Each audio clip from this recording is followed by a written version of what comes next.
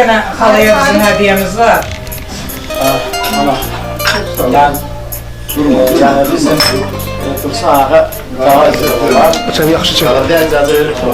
Çek, yaxşı çek. Yəni bizim bu dəmir yumruq, bizim şəhidlərimiz bu sırf bu dəmir yumruğun ətrafında birləşərək 32 il həsətində yardımcı torpaqlara hazır edir.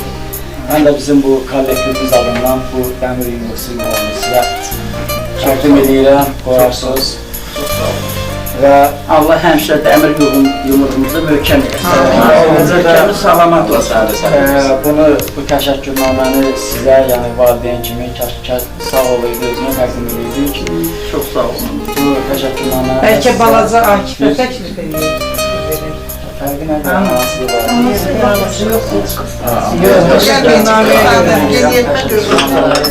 Var olun ki, belə bir igid oğul dünyaya gətirmişsiniz. Çox sağ olun. Və fəxrimizdir, qürurumuzdur. Həmişə Allah hamımızdan razı olsun. Allah hamımızdan razı olsun.